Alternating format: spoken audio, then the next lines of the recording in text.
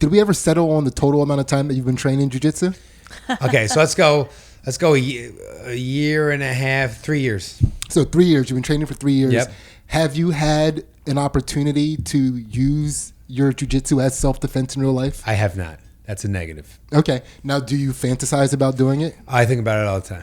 Okay. Every time I go to one of my daughter's soccer games, I think about it all the time. I fucking hate the parents at the sporting events while they're at the sporting event. They're probably very nice people outside of it. Yeah.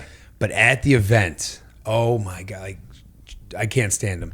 And I have these fantasies of someone saying the wrong thing or doing something wrong and then coming up to me and being like, hey, buddy, and then just, go in the action, but hasn't happened yet. Do you have, is there an archetypical type of dad or mom that you plan on throwing down with? The loud one. There's always this one fucking parent. I'm sure every parent out there knows this. They're trying to kind of be funny throughout the whole thing. Yeah. Well, paint us a little bit of a picture of this guy. Tall guy, big guy. He's short. Short guy? About 5. Okay, I shouldn't say. He's shorter than me. He's about 5'10".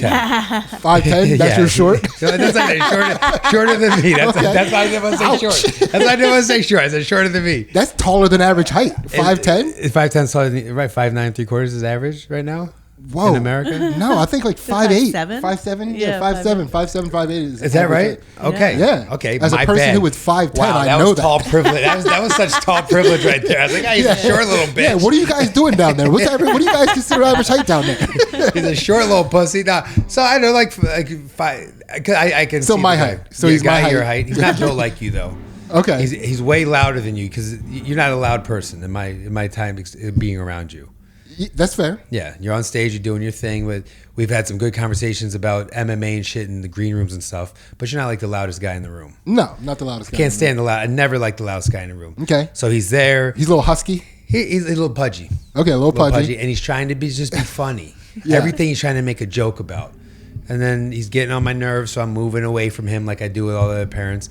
And then he says something. What are you wearing in this context? What am I wearing? Yeah. Probably just this. Okay. No, I'm not wearing my gi. All right. Gotcha.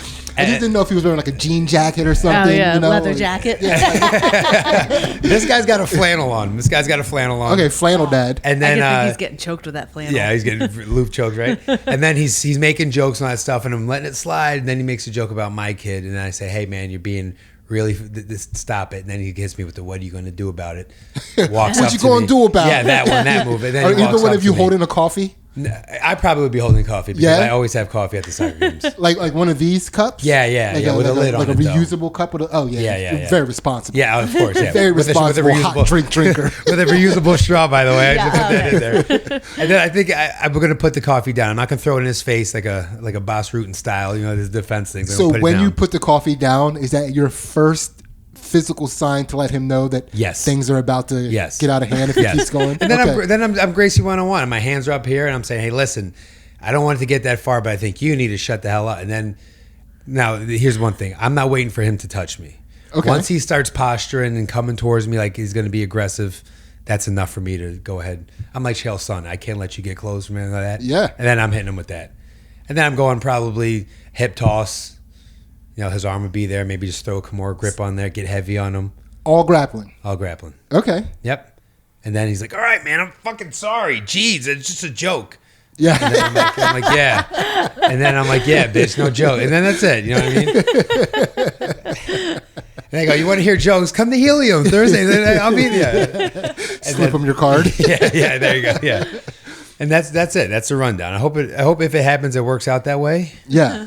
Yeah. That's a good. I like that. You like that? That's good. Right? No harm, no foul. Nobody got hurt. No one got hurt. He got embarrassed. He can get up and continue. He doesn't even have to leave. He doesn't have to tuck his tail and leave. No. He gets to stick around in front of his kid. Yeah. Stop making inappropriate jokes about the kids. Yeah. There you go. Yeah. I'm responsible. I like it. All right, that's fun. Yes. Yeah, it's fun. And so, Albert, one of the things that we've been doing before we start the podcast is we do a little 2-breath meditation. Do you meditate? Not as much as no, I don't. I used to meditate. Man, you have a pretty COVID. Yeah.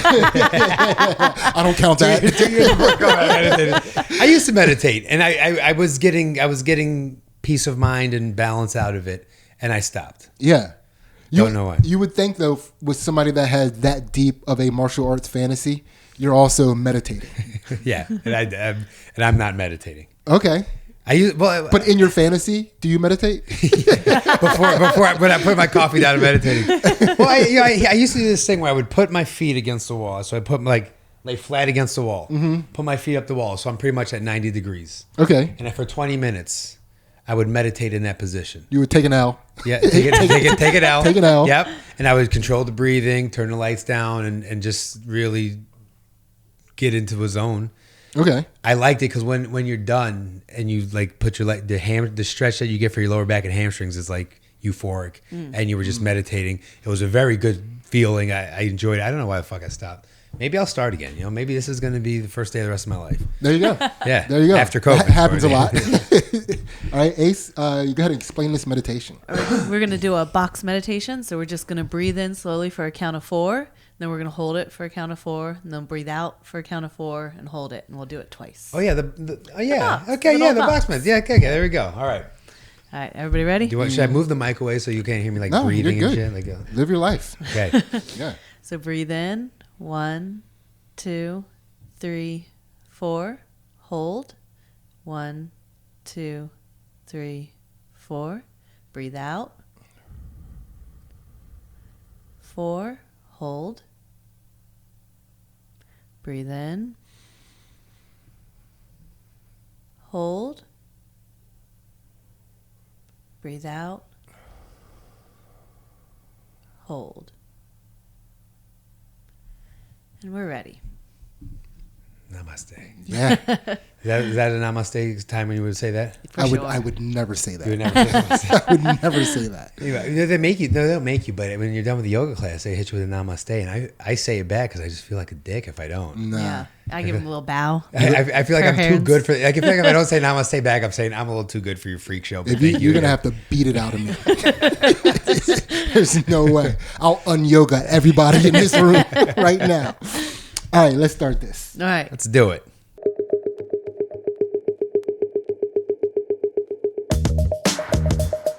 The Chakra Poppers made it another week. We did it. They let us do this another week. Yes. We're we go. unstoppable. Yeah.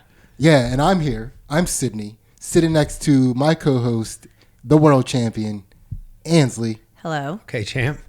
And today our guest is none other than the Albert Davis. What is up? What's up? Not a champion, but I'm good. I'm great. I'm great. I stopped saying I'm good. I'm great. Hell yeah. I'm great because that is a powerful thing, right? Yeah. And I used to be like, I'm cool. It's like, nah, I'm awesome. So I try to really like oversell it, not oversell it, but really appreciate how great things are going. So I'm fucking great. Yeah, in order to say I'm cool, you need props. You got Need to a put hat, on, yeah, like- put on, yeah, Yeah. like put a hat, like I'm cool. Put sunglasses on. Yeah. Pop a Like old school collar. pimp shit. Yeah. I'm cool, baby. No, I'm cool. I'm cool, baby. Yeah, you can't, not with a Henley. Yeah, you can't Yeah. be cool with Henley, but you can be fucking great. Yeah. You can be fucking great as hell. I am. That's the Henley vibe. Right there. Black guy in the Henley. Yeah, black guy to Henley Right. is doing great. And you're going to be doing great too. All right. So, Albert, do you know what we do on this podcast? You dive into the spiritual-ish realm of shit, right?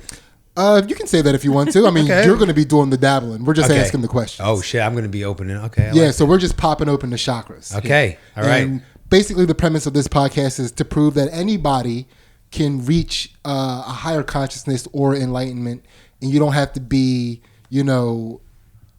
like an overly spiritual person to be able to achieve these things. And you can have a sense of humor about it. And that's basically what this whole entire podcast is about. And I dig that. I like that. That's cool. Yeah. Do you think? I'm now here. I am asking you questions. But do you think that people oversell the spirituality of life? I would say I don't think so, but I think that there's also like an ideal person that everybody can chase that doesn't have to take that route. Yeah. I also think personalities are fun. Mm-hmm. And if you choose spirituality as part of your personality, I mean, again, the props. Yeah, yeah, for sure. Like the fucking hemp necklaces. Oh, The I like beads, the and the gear beads in the ladies hair. You wear, got to throw a yeah. couple Yeah, beads in there. dreads. Yeah, There's a hairstyle white dude with that comes dreads, with it. totally spiritual all day. Yeah. Right? You already know your footwear. Like everything's taken care of for you. Yeah, get to go barefoot a lot. I dig that. I dig barefoot life too. But I always think that sometimes people like I don't know, if you were to put your stereotypical like spiritual person, you don't think of a guy in a suit getting ready to walk into a boardroom and have a meeting, right? No. You think of like the hippie girl with the dress and the peace, brother. You know what I mean? And honestly, I lied a little bit because that is a spiritual guy too. Like the powers, the dude in the C-suite that is like now uber spiritual. You know, they have all the money to go to all the retreats and things. Oh yeah. You know, they have a room dedicated to it. They have one of those little sand gardens. Yeah. Those guys are heavy into it. Yeah. Like American Psycho guys. Yeah. So I mean, I just needed to say that because I do think of that guy when I think of spiritually overly spiritual people. Yeah. Well, I think they probably have to use some of that spiritual. They have to unlock some chakras to get to where they are in life. They don't, but they claim that they did. Okay. Like they start getting into the spirituality once they start making a lot of money, and then they claim that the path of spirituality is what's going to help other people make it to making a lot of money. They're full of shit. Okay. I could stand behind that. Yeah. It's like, my dad owned the company, but spiritually, what you should do is Yeah, but I interrupted you. You were on a track, and I jumped on. Well, I was just saying that I guess I was talking about like the stereotypical spiritual person. Yeah. Right. Because sometimes I feel like that's oversold in the reverse as well, right? So you get your, the hippie looking person who's all spiritual, and then something doesn't go their way, and you're like, whoa, hold the fuck on. You are not practicing anything that you've been preaching. You ever see that one in the reverse? Oh yeah, I mean when shit goes wrong. I mean, listen. That's when you find out how someone is. When shit goes wrong. Life hits you. Yeah. You know. Yeah. And sometimes you don't got. Sometimes you don't got time for it. Right. Right. There's a dark side to this too. Yes, Albert. Like I'm ready. Yeah. I'm ready. I'm in therapy, baby. I'm tackling the dark shit. Okay. Let's get into this. All right. Let's get into this. Okay. So everybody gets the same exact questions on the podcast, and we start off with a little icebreaker, then we get into popping open the chakras. Ansley, take it away. All right. So Albert, what situation or event did you learn the most information from? Okay. Can I ask a question like about myself or just in general? Huh? You said, did I learn the most from? Did I learn the most about me? Is that what you're saying? Sure, however you want to interpret that question. Fatherhood, becoming a father, and realizing that I was now where my parents were years ago, and realizing that like. I think sometimes we hold our parents or the people raising us to these really super high standards when you're 28 years old with no kids. But then when you're 34 with kids, you go, that standard that I'm holding them to is not, I don't know if that's possible. Yeah. You know, and like maybe I was a little too harsh of a critic on my folks. They were clearly trying the best they could. Maybe I'm just being a bit of an asshole, so that was like eye-opening to realize it's like, okay, maybe you need to chill the fuck out a little bit. Especially at 28. What the fuck were you still holding your parents to impossible standards for at 28? Well, no, when you look back when you're 28, like I wish my mom wouldn't have done that. I wish that my parents would have done. I wish they would have done that. They shouldn't have done that. Because that's how parenting is, right? It's the only job in the world where like after the dust settles, you get to find out how well you did, right? And I think there's a lot of people who blame their parents later on in life for things and maybe hold them to a high standard. Now, I'm not like a whiny little bitch about it. Like I don't call my mom and be like, I hate you for everything you've done to me. But I would think about stuff like that. And I think about, yeah, man, you held your parents to a really high standard. And now you're realizing that it's very hard to do that. Yeah. So that was eye-opening for me. Yeah, I apologize for my neighbor out there revving. It sounds good. Whatever it sounds like engine he's revving out there. Yeah. No, but I agree with that. Like I would even say that it's like a parent never gets to find out whether or not they were a good or bad parent, because if all goes according to plan, the way life is supposed to go, they will be dead and long gone before everything is settled on whether or not they were a good parent. Yeah, that's exactly it. Yeah, it's kind of sad when you look at it that way, but yeah, and you just, I don't know. I think about like what will my daughter will be saying to me in 30 years when she's gone through life and has her ups and downs. I hope she looks back and says, my dad, man, he did a great fucking job. But maybe not. Maybe that won't happen. I don't know.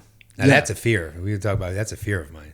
Okay. So now, are there any specific Is there anything specific that comes to mind when you think about the things that you learned, like other than the comparison to your own parents? Like, is there anything else that comes? Well, I don't know if I'm going to answer this question properly, but my answer will be as follows. My parents got divorced. Mm-hmm. So I came in this world with two parents that loved me. We had a household and all that, and then it got split up. What age? 8, 9 years old. Okay. It was hurt. I remember when I found out, and it was hurtful. And I remember all that. Do you have siblings? Yes. How many? I have an older brother and a sister. I'm the youngest, so I have an older brother, older sister. So my daughter came in this world with her parents were never together. So I think about that at least one night. We're together at least one night. Right, that's very true. Multiple nights, but you get it. It only takes one. It only takes one lucky shot. But so I think about that a lot because I was in a household that split, and then I had to have like my dad here and my mom here, and it's kind of like this side of family, that side of family. My daughter came in the world, and that was her normal. Yeah, was split up. So I think about that a lot of like how I handled them, my parents not being together, and then what it must be like for my daughter who's never seen her parents together, and am I doing a good job and I guess overcompensating or compensating for the lack of that nuclear family. Well, it's funny because I was going to actually say you never had to compensate for, so like when your mom and dad split when you were at 9 or 10, both of them, I mean, again, I don't know either one of your parents, and I don't mean to speak for them, but I'm absolutely going to right now. Speak. But both of them have to now make sure that their kids don't feel like the split has changed the love that they're going to get from them. Like as a dad, I don't want you to think I'm going to love you less now that I'm not with your mom. Yeah. I don't want you to think that things are going to be drastically different or get worse now for you because we're not together. So now there's going to be some overcompensation that I might have to do to make sure that you feel that, because I don't know what's going on in your mind. So I have to go extreme to make sure that you feel what I want you to feel. Yes. Right? So, but if you were never together, except for that one night. That one magical night. You don't have to do any of that. Yeah. Compensation. Well, I do though. Okay. I do, because your visitation, I don't want to use the word visitation, but the time you spend with your kids is a little more like planned, right? You want them to always have a good time. You want them to look back and remember how fun their dad was. And do you compete? Do you fun time compete with mom? I think it's zero competition. I'm killing it. Like, okay. I'm like the '96 Bulls, right? No fucking competition on this. Wait, does she have her like during the week, like school, like we have to get stuff done, and then you get to be fun dad on the weekend? Exactly right. So which probably sucks for her as well. Yeah. But you comments, we can buy that. We can go there. We can go. We'll do that too. And like, it's expensive. And but you also find yourself like always trying to like I used to always find myself trying to like make up for this time that I'm not with you, and I'm slowly like backing up on like chilling out with that a little bit, because that's not. I'm not there to be your cheerleader, your biggest fan. Well, yes, your biggest fan, but I'm not there to make sure everything's perfect in your world. I have to teach you things. We have to learn. We have to have awkward silences. You're gonna have to cry a little bit when you're with me, because I'm being a disciplinarian. You know what I mean? Shit like that. So I have you ever disciplined and you were like, I got to keep going until they cry? Sometimes like, fuck it, it's already sometimes like, it's already happened, so might as well keep going. But you never try to force a cry? No, I don't ever try to force a cry. I try to discipline very level-headed. Mm-hmm. I try not to let anger intervene, so I try not to raise my voice that much. I try not to like show anger. I try more to like talk about what's going on, why things are important, why you're supposed to do this, instead you did this. What were you thinking?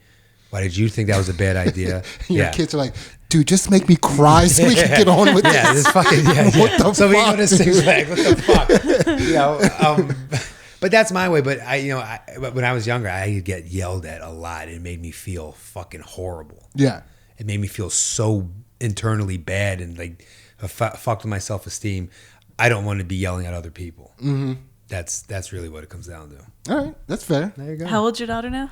9. I got 9 and 5. Okay. Oh, okay, yeah. So I mean, I Man, can you get some good crying out of that. 9 and 5. That's in a prime crying years. You're gonna miss this. Yeah, when they're teenagers, like, fuck, I should have made they're her making cry. me cry now.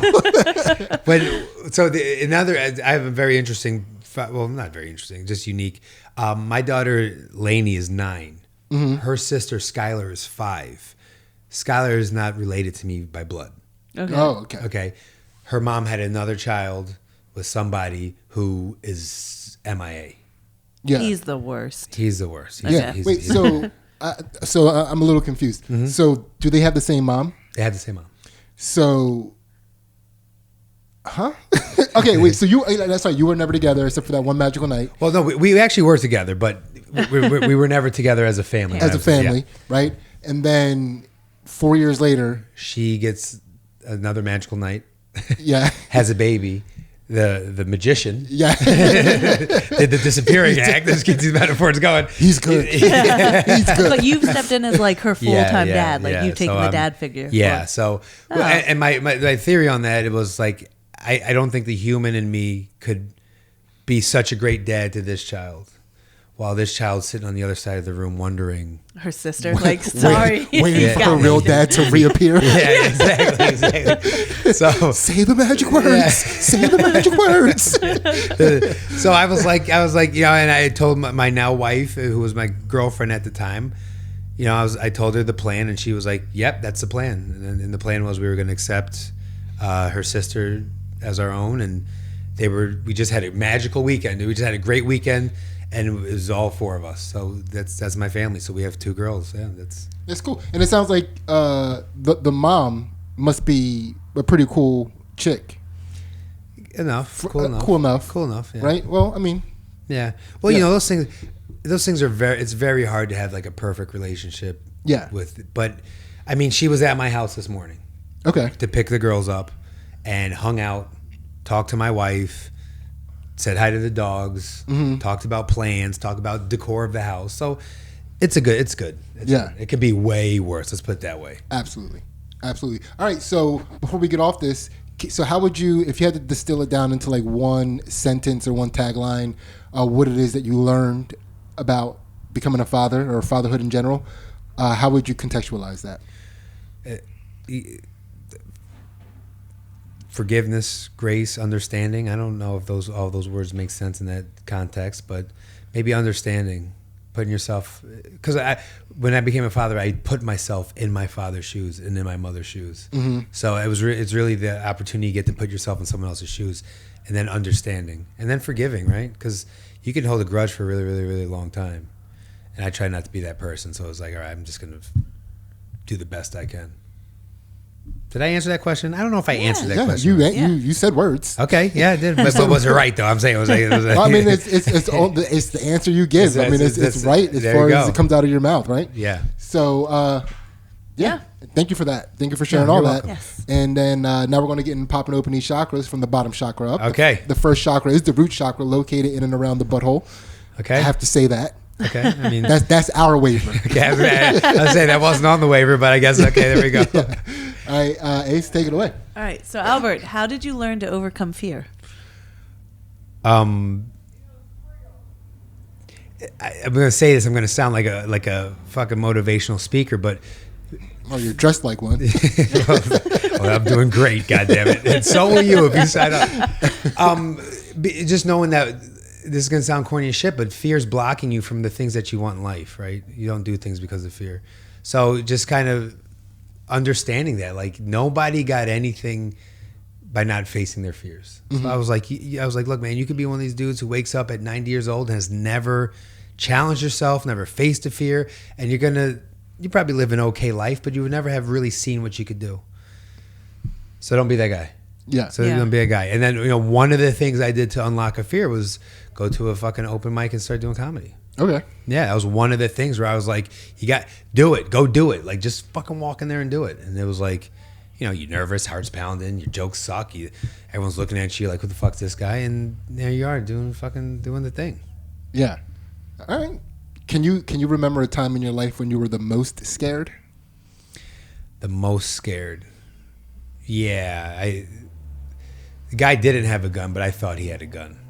He had that have a gun vibe. No, he had a flashlight.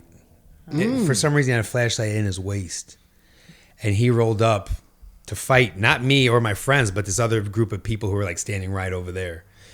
And when he came up, he was talking to us. He was like, where the fuck? And we were like, whoa, what's going on?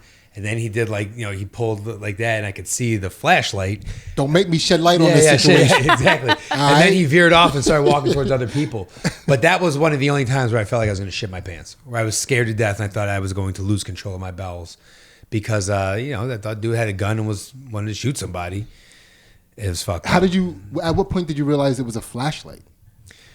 That's a great question. I get after they went over there and they had their experience after they fucked those kids up. Mm-hmm. I then realized it was maybe it fell out. I think it fell out of it, and it was like, oh, it's just a flashlight. Then I was like, I was just like, we got to go. So me and my boys, we rolled out. That was scared. That was literally almost scared the shit out of me. He might not even have batteries in that thing. What was I afraid of? Yeah, I was gonna pistol whip me with the fucking mag light. That's yeah, that's scary shit.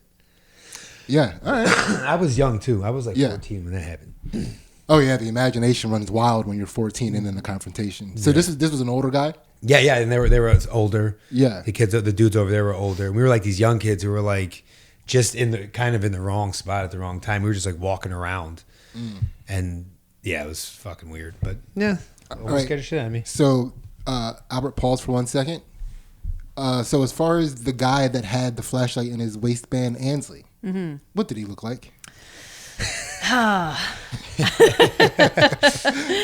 He had on a black puffy coat, like the bubbles puffy coat. He had on this around winter time. Yeah, he had on some nice shoes, some slick shoes. Slick shoes, like some wing Nike tips? Airs. No, he had jeans on, and he was of African American descent.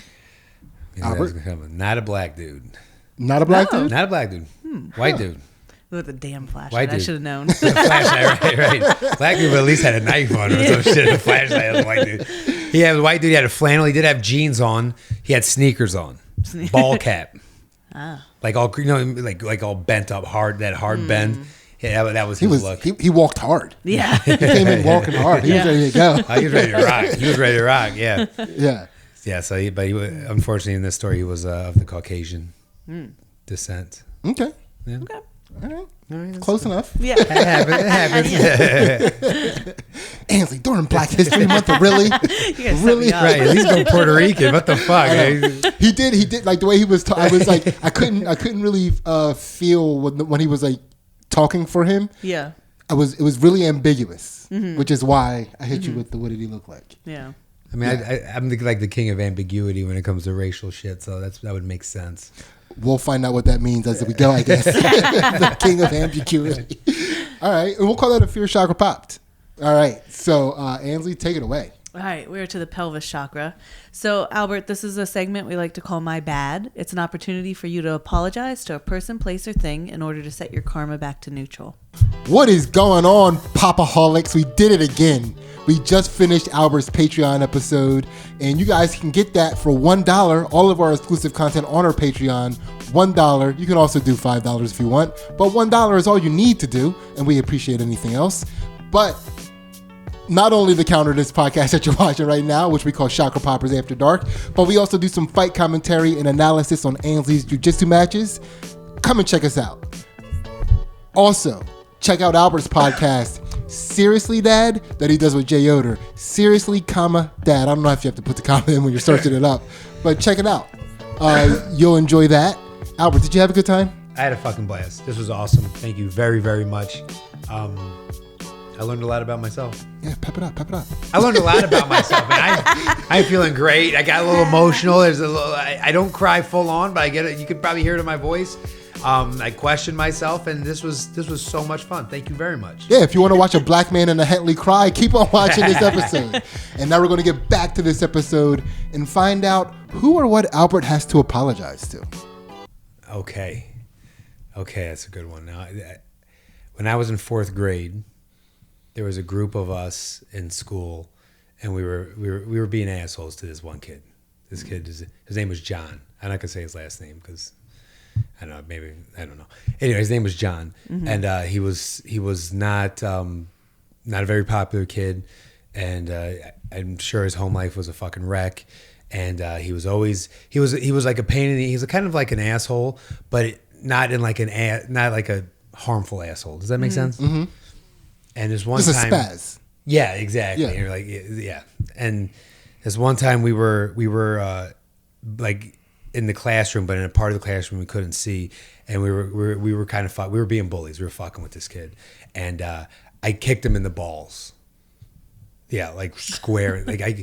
And were you aiming? That was your aim? Yeah, I was being a fucking asshole. It was I'm glad you brought this up because I think about this all the time. And when I did get an opportunity I saw him, I apologized specifically for it. And the look on his face when I did it was Wait, the apology or the kick? the kick. Okay. But the look on his face, it wasn't so much like pain, but it was like, why are you being like this to me? Why would you do this to me? And the feeling I had inside was the worst feeling I've had probably in my entire life. And I never felt good about it. I always felt like I was a piece of shit for doing that. I'll never forget the look on his face. And that was very hurtful. I felt like that was probably one of the worst things I've done. Okay, I need to be placed in this setting. Okay. All right, so inside, outside, recess? Inside a classroom. Inside a classroom. Okay, why were you in a situation where you were even allowed to mingle in a way that allowed you to kick him in the balls? Great question. We had this, and in the school I went to, we had pods, so it was like a gigantic room, and then they use like pretty much like little dividers to break it up into 4 classrooms. So your pod was like your classroom, and we had to go behind the wall that made the classroom. That's where we put like our coats and our gym bag, and we all went back there to go maybe put our coats away or grab some. For some reason, we all had to go behind that. Mm-hmm. So that's why we were all around and no one could see what we were doing. Okay, now what was the setting? Like, what was why did you kick him in the nuts? like, were you guys roughhousing? Were you? Or were you like, hey guys, watch this? I never did a hey guys, watch this, but we were fucking with this dude. We were being assholes. We were being bullies. We were being fucking dicks. Do you remember any of the other things that were happening to him? I mean, he was by what the other kids were doing. Yeah, what did the other kids do? They were more on the verbal side of things. So you definitely crossed the line. I crossed the fucking line. Yes. I crossed the line. And I kind of did it. I also didn't think like he was going to let me do it. Now that's part of this is his fault. No, I'm just joking. It's not his fault, but I didn't think he. Protect your balls, you gotta dude. protect your balls. I didn't think he was gonna let me do it. Like I didn't think he was gonna let me like execute. You know, I figured like he was gonna move or stop, and so then that would be it. You made a big show. Yeah, about to kick him in the nuts. And then it just happened. I was like, oh, like, did you block? Did you verbally say I'm gonna kick you in the nuts? nuts? No, I didn't verbally say that. Just everybody else like, oh, you have a big head. You have a big head. Yeah, fuck like, you fucking sing it. I was like, like fucking Luke Kane came from the back, and I fucking kicked him. Man, I felt horrible. I still feel horrible about that all the time. Not the pain not the physical pain that makes me feel horrible about it. It was that one. I was a part of a bully. And I don't like that. But the other thing is like where my head was in such a negative space that I thought that was okay to like just stand here and kick this kid like that. Like that was fucked up. You know what I mean? Like that was a fucked up thing I did. It's pretty fucked up. It's really fucked up. Yeah. Yeah. Can we pause for a second? Yeah. Ansley, what did John look like? John was a white kid. John wore like t-shirts that maybe were a little dirty or maybe had like a hole in them and like had like weird cartoon stuff that like wasn't cool on them. And John wore sweatpants and sneakers and had like weird, like kind of like stringy, greasy hair. What color was his hair? Oh, brown, like brown sandy hair? Brown. Okay. And glasses. I had John being a redhead, but John's a redhead. Oh, Yeah. look at you. Boom! I thought you were gonna get a redhead. He was a redhead, but everything else you described like pretty spot on. Yeah. You know, like yeah. that's actually, if you kick a redhead square in the nuts, that's good luck.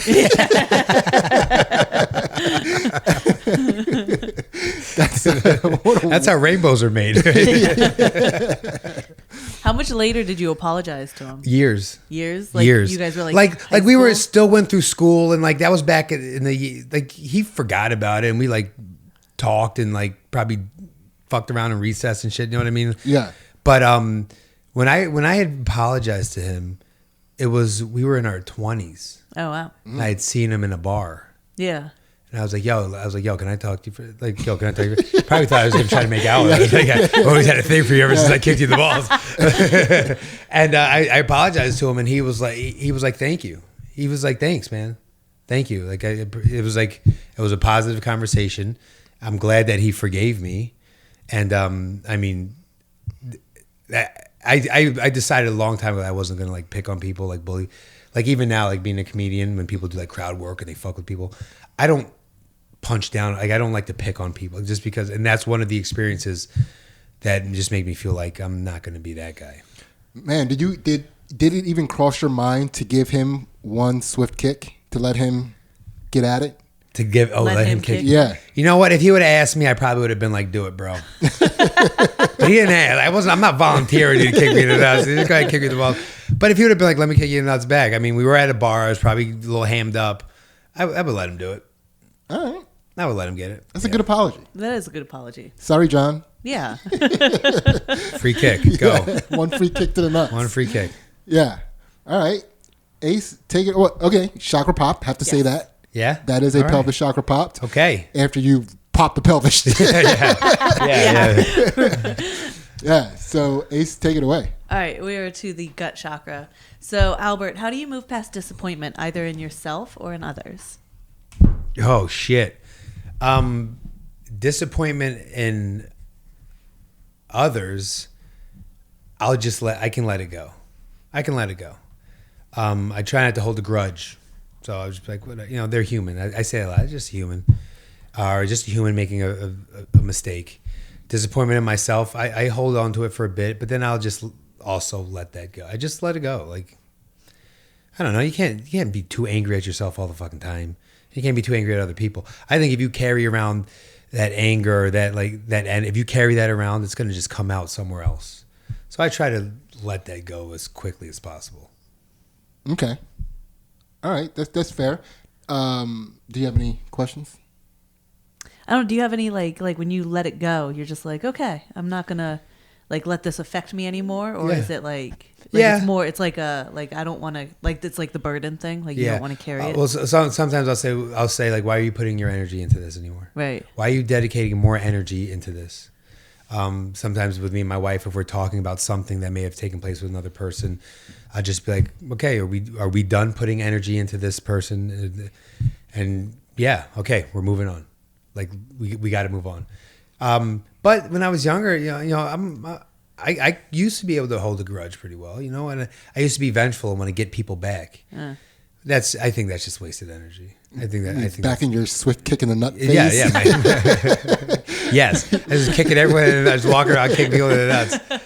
But yeah, I used to want to get people back. You know what I mean? Make them remember the day they fucked with me, and whatever. I don't do that anymore. And as far as I go for myself, I just remind myself that I'm human and I'm going to make a lot of mistakes in my life, and maybe that was just one, and you got to fucking move past it, Do you have any good vengeance stories? Do I have any good vengeance stories? This is probably not going to be a pop chakra, but when I was younger, growing up, I was like a late bloomer, so all my other friends, like girls like them before me, and I was, kind of got picked on, and I'm a light-skinned guy, so whenever you hang around all your black friends, they're always picking on you and shit. And then later on in life, I feel like the tables turned a little bit. I started lifting weights. I grew taller. I cut my hair off. Got darker. Yeah. and then I felt like I was like the ugly duckling, you know what I mean? But then it felt good when all their girlfriends wanted to fuck, you know what I mean? I was like pretty stoked about that. That doesn't mean I fucked all their girlfriends, but I felt like inside I always kind of won. Mm-hmm. Yeah. And, that's probably a pretty shallow answer, but you ask a tough question, you get a tough answer. Yeah. I mean, the truth is the truth. But like you guys, you guys do martial arts, you do jiu-jitsu, right? Mm-hmm. I mean, when you make a mistake and leave your arm in the wrong spot, you better figure it the fuck out soon, right? You can't sit there and go, I wish I would put my arm there. I'm such an idiot. No, you got to get your arm back in and you got to go to the next position. That's kind of how I try to do it in life. It's like get your arm back in, retain your guard, get to the next position. Let's go. So, you know. All right. So I always like to ask this question during this section, but whether it was either in a sport or maybe a performance art type of thing when you were younger, do you have a disappointment that might still linger? In a sport, yeah, I missed a big layup in a big game when I was in high school. Oh yeah. Yeah, I was a ball player coming up. Okay, so what were the stakes? What was the situation? Okay, District 4 playoff game to go to the championship. All right, great game, Williamsport, Pennsylvania. Yeah, I was about to say District 4. That's up there. Yeah. That's why most of the people that's why the guy with the gun was a white dude, because I was up in Pennsylvania. Gotcha. And we're playing good game, back and forth. Ball comes to me. I catch it on the left block off an inbound play. So, what was the score? Maybe like 67. It was tied. Gotcha. And no, that I lied to you. We were down 1. So right. my 2-point bucket would have put us ahead. And what is it, I'm sorry, late in the game? Late in the game, yeah. This is when, like maybe like 7 seconds. Oh, wow. Yeah, this was it. So I catch the ball, bang, perfect spin move, come around to reverse it to the right hand. I put it up. Now, he went to block it and he grabbed the net and it shook the rim. Now that should be a goaltending call. They never called the fucking goaltend, but I missed the layup. And that hurt. It was my senior year. I was the best player on our team. I was our leader. Statistically speaking, I was, numbers wise, the best player on the team. I've always felt like I should have made that shot. It was just a fucking layup. And I missed it. Then we had to start fouling. Then they're making all their free throws. And then game's over. And we never got to go to big dance. Okay, so there are multiple ways you can miss a reverse layup. Yeah. All right, one of the ways that I always found the funniest is when you stick it right between the rim and the backboard. And you get that wedge shot? Yeah. And it sticks there? It did not stick there. Because you could also hit it off the bottom of the rim, which is the easiest way. When it goes straight up, it goes straight back down, and it makes like a really fucked up noise. Yeah, it wasn't that. Not good. It was pretty. It was like Kyrie style. Like I came up under, had a little English on the ball. Like it was nice. And then he went to block it. Thing. Remember, he grabbed the rim. I'm not letting that go. Part of this story. There you go. And I missed the thing, and I was it fucking hurt, but whatever. What can you do? All right, that's a good one. That's a good one. That's a pretty good one. How many points did you have that game? 13. Foul trouble. That's what happened to me. I got foul trouble because I was a little too excited. So in the second quarter, I committed 1 foul, and then shortly after I committed another foul. So I got 2 in the first half. So I had to sit the whole second quarter, which was another thing that I kind of struggled with because I was like, I should have been in the game longer. But then I got in there, was doing my thing, missed the fucking most important layup of my life. Imagine if you would have had 15 points in that game. Imagine I had a 15. The game shouldn't have been. You guys shouldn't have been down in the first place. Right. I had stupid decisions, but fuck it. We move on, right? Yeah. I think. Well, did we? We did, right? Can we cut for a second? I just call my dad and talk for a little bit. All right. Well, that's the Chakra Pop. Yes. We did it. Yeah. We made it. Okay. Yeah. All right, Ace, take it away. All right. We are to the heart chakra. So, Albert, what have you learned from grief? From grief? Fuck. Okay, I have a question. When you say grief, what do you mean by grief? What is? However it hits you, like however whatever grief you want to talk about. Like there a is pain, different types. like a pain type of thing. Oh man, what have I learned from what I learned from pain is you gotta deal with it, right? If it's something you can't let it hang around. Well, let me just add this for a second. I think even though there are different types of grief, I think all grief is centered around some type of loss. Okay, a loss. Yeah. Okay. I'm glad you clarified that. I have been very fortunate I'm 40 years old. I haven't lost all that much as when it comes as far as like people and stuff go. But what I've learned in the losses I've taken on is that the time that you have with people and the time that you're around, you should probably try to make the best of it because you don't know when the last time is going to be. And it's going to hurt if you always said, well, next time I'm going to, and you don't get the next time. So, I lost my grandparents fairly recently, which is pretty good because I'm fucking 40 now. So I've been doing on a good run. But wait, how old were you when you lost your grandparents? my last one, my grandfather's one's still alive. He's like 97 years old. He's up in Vermont living. That's wild. He's not even doing heroin. Not even doing it. He hasn't even started the heroin yet. Yeah. Goodness gracious. Living by himself. Wow. Well, no, he was living up until about a year ago. He was by himself. Now but yeah, he's still around. My grandmother died maybe 3 or 4 years ago. Before that, my other grandmother, she died a bit before that. But, to get into your 30s and still have your grandparents is pretty good. Yeah. And then my grandfather, he died a few years ago as well. So, but it's just to make the best of the time, because you're not going to get it back. And that's the other thing about like forgiving people and stuff. Is like, what am I going to just be angry at someone my whole fucking life? Yeah. Every time I see them, I'm going to have a grudge and a chip on my shoulder, because eventually I'm going to see them. I'm never going to see them again after that. Mm-hmm. And you want to be the one who's like, yeah, I had this chip on my shoulder. You know what I mean? That's what I think about it. Like Q-Tip and Fife from Tribe Called Quest, they were like frenemies, right? Yeah. Like they made great music together, but they always had like this underlying kind of beef thing. And then one of them passed away. And that's got to fucking kill. That's got to hurt so fucking bad. This person that you shared so many great things with, but you never really reconciled that peace. Mm-hmm. And now they're gone. That's fucked up. Yeah, that's your Q-Tip and Fife. That's so funny. The Tribe Called Quest is sure. Like, hey, remember what happened to Tribe Called Quest? Yeah. You don't want that to happen to you.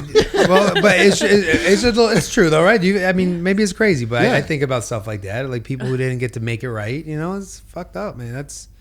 So what I learned from grief is you better do the best with the time you have with the people you have, and because you don't know what's gonna happen. Yeah, that's very on point, Tip.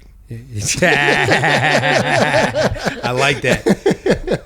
Well, like last night. Last night I had a show, right? So I was at Wisecrackers in Scranton, and then we did a Don't Tell in between. So there's 2 shows at Wisecrackers, and then I slipped out and did a Don't Tell at Bazaar Skate Shop in Scranton, Pennsylvania. And when I left my house, I said bye to my girls, but I left in a hurry. Mm-hmm. And now here I am driving on the PA Turnpike dark, and I'm like, fuck, man, like, what if that... So I called him right away, and I was like, hey, I left in a hurry. I'm sorry. I just want to say I'll see you in a little bit. All that stuff. But I was like, thinking about the time, like, what if that was the last time? And I rolled out and like didn't even have time to say bye and give you a hug and a kiss. That'd been fucked up. You know what I mean? Like, welcome to the trauma center, kid, right? You would have been... That would have been a traumatic thing for the rest of her life, potentially. So just a little shit like that. That's kind of what I do. Yeah. That makes sense. Yeah. I think about that all the time, like which would be better, like a really big last gushy goodbye. Yeah. Or, like a nonchalant, I'll see you when I see you, kid. As long as it's not like a harsh word. Like that like would fuck never. You and close the door. Like why didn't you goddamn empty the dishwasher? And you walk out like lazy fuck. Yeah, the last thing I said to him was lazy fuck. Yeah, but then fortunately for you, they'll be emptying the dishwasher for the rest of your life. Yeah. You can look at it a lot of ways. Is what I'm saying. Yeah. But yeah. Were you gonna say something? No, I probably was, but I forgot. Don't worry about it. Okay, well that's a Chakra Pop then. Yes. Yeah. You guys ask some really good questions. Like sometimes I don't know if you can see my eyes. Sometimes I get a little like. Can you see that you get a little emotional? Well, I try not to put too much pressure on the person speaking by looking at them right in their eyes. Yeah, I want people to feel as free as possible answering the question. That was a good question. Like I do a podcast. I'm always like, I want someone to come on this thing and fucking cry. Yeah. Have you had criers on here? Yeah, a couple. So we got tissues over there. Okay. I mean that one was pretty well. I don't know if you could see it. I think the welling of the eyes has gone down a bit, but that was a tough one. Yeah. Yeah. Yeah. That's usually the question that gets people because like you're talking about people you've lost and stuff. Yeah, but we also had somebody cry on the next question. Yeah, that's true. Which is ridiculous. And that was a Chakra Pop. Ace, take it away. Or to the throat chakra. So, Albert, what's your favorite lie that you have told or extra karmic points if it's still in rotation? Still in rotation? Okay, yeah. I don't know what's still in rotation. Yeah, that is a lie that you are currently using. That I'm living. Yeah. I don't think I have any lines that I'm currently like running around with that still are circulating. I don't think I have anything for that. I will tell you a lie that used to be said a lot, and it worked out well for me, I think. When I used to live in Rochester, New York, and there was a time when everybody knew a football player that kind of resembled me. And so every once in a while, I would get someone to believe that I was a professional football player. Nice. And that professional football player, or just a professional football player, because there was a period there was a period of time when like bald light skinned dudes were kind of all over the place, right? Yeah, you know, like before they stopped not pledging to the flag. No, he's talking. So you're talking like late Taylor night, like guy, 90s. Right? So late 90s.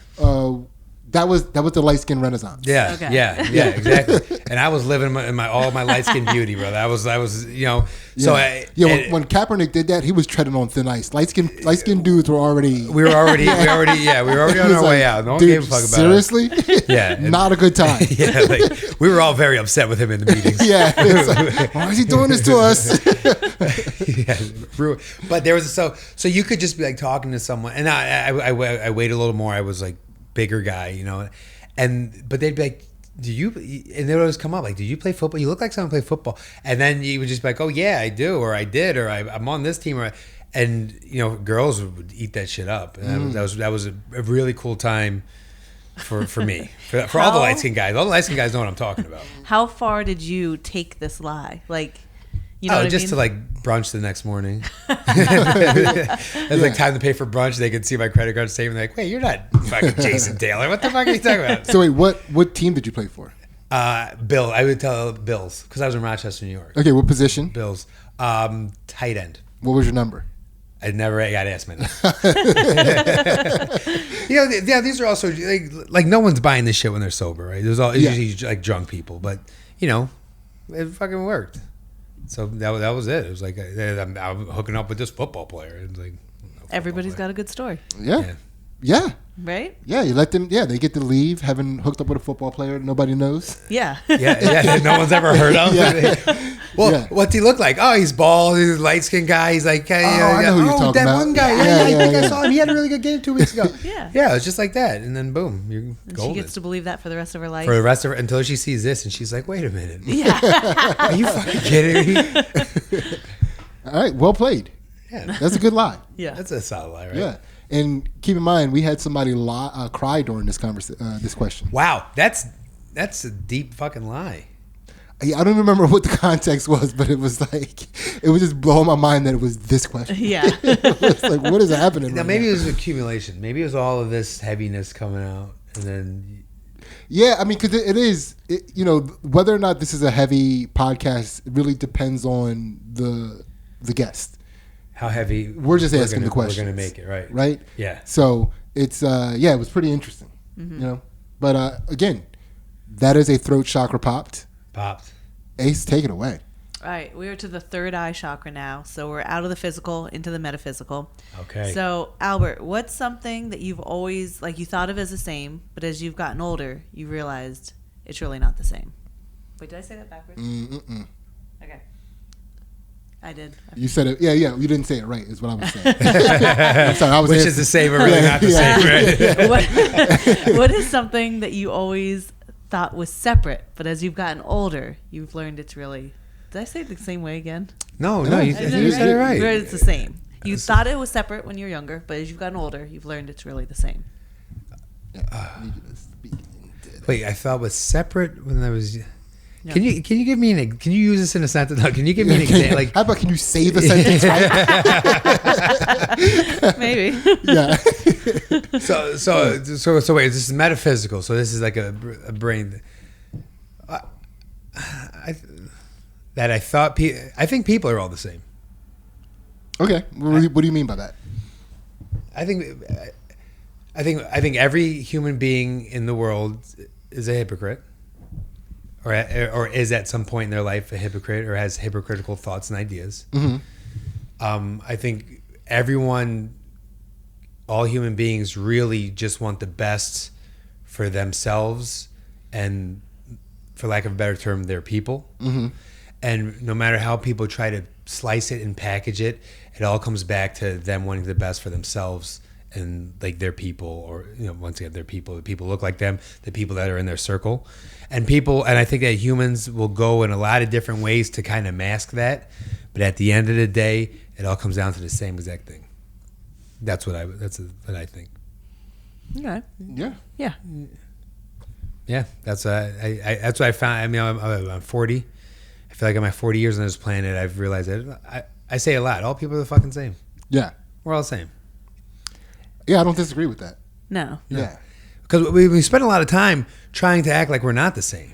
Right. We spend so much time trying to act like I'm different from you, you're different from me. I took a 23andMe and so forth. So that means I'm this, but you're that, and I feel this way about life and choice and LGBT, all these different things. Mm-hmm. We're all the fucking same. We're all the same. We're not as different as everyone tries to pretend that we are. Mm-hmm. And we all kind of, I think, we all think the same and kind of act the same, you know? So this is something that you've come to later in life, but before you would see people as separate entities. I would see people, that person's different, or that is different, or they. But then I realized that.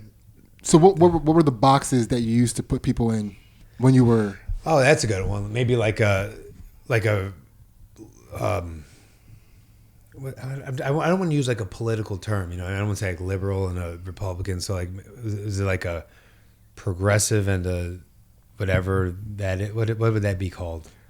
I think all terms are pretty political now. Okay, that's a really good point. But so there may be someone who has more conservative thoughts, mm-hmm. and someone who has a little less conservative or more liberal thoughts.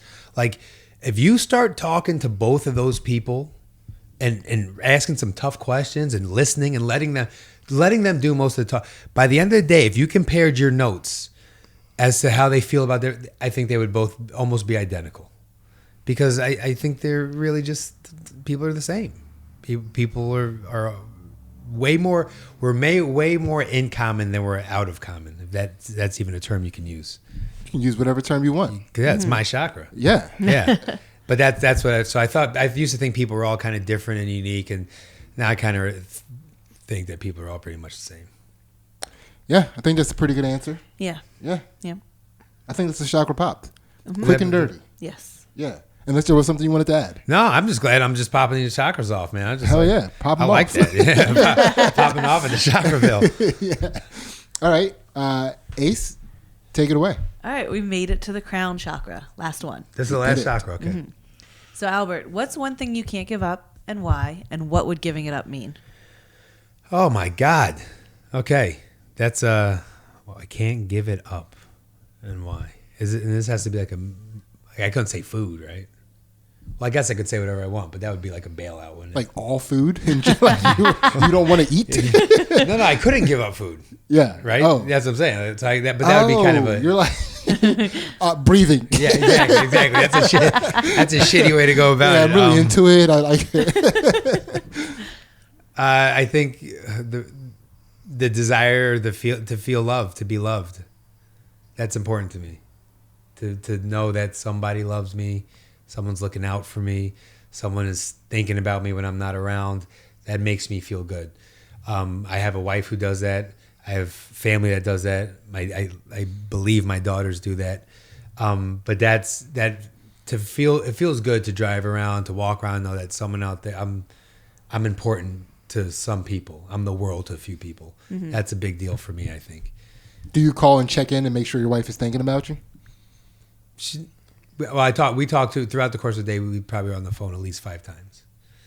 Quick stuff. It's not always like, hey, I just want to tell you I love you. But to me, that's enough. Yeah.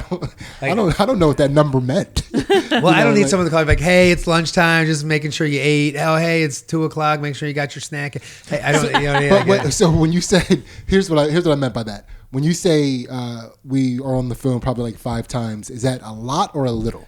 That's way more than I've ever been on the phone with any other human being. Okay, so that's a lot. That's a lot to me. Yeah, okay. Yeah. And it's not a full on conversation. Sometimes it's like, hey, I just want to remind you, All right, thank you.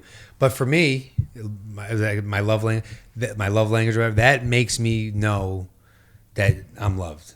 That makes me know that you give a shit about me. Is that someone was like, oh, I better remind Albert this. I better make sure he knows this.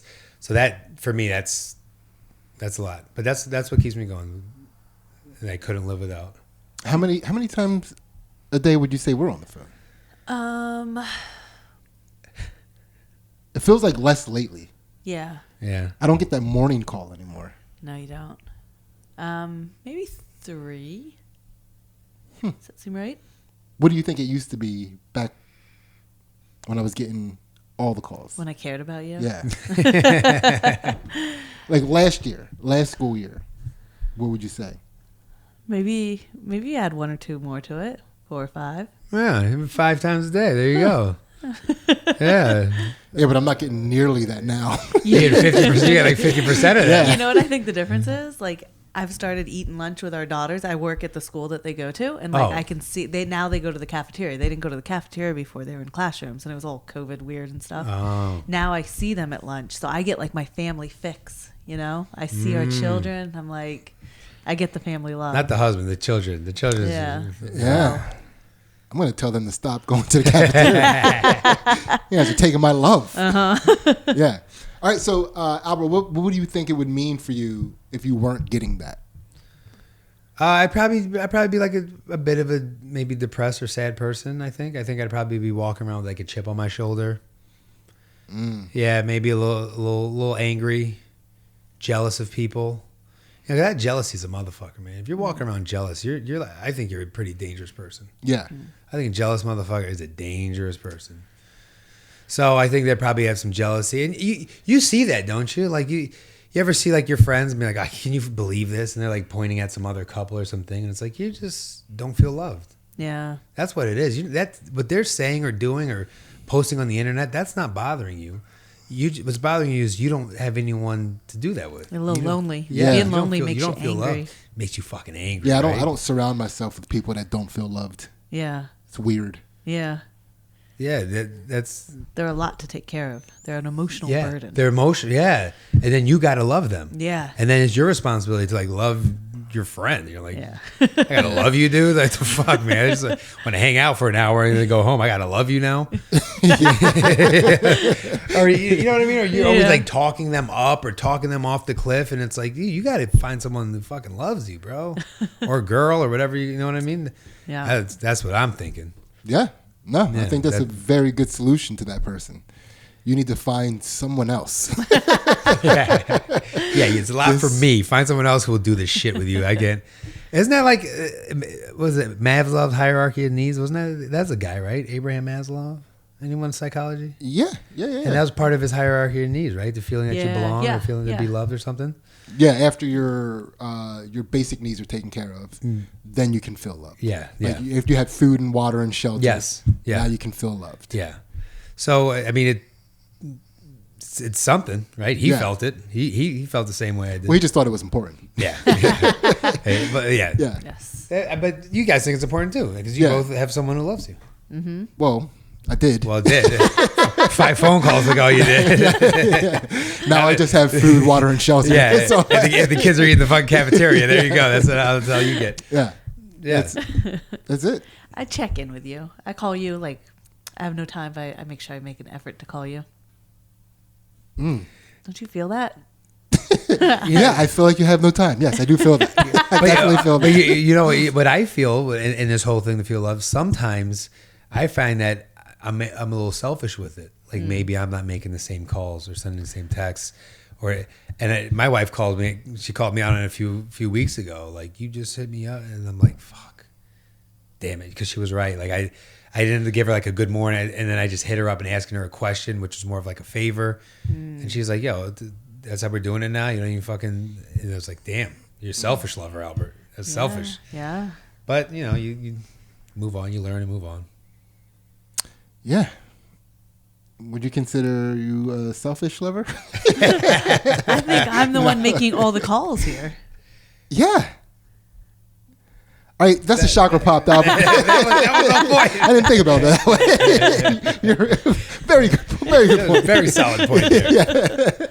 Yeah, so we did it, man. How do you feel? I feel good. I am in therapy, and these are the kind of shit questions not shit questions. This is the kind of stuff you talk about in therapy.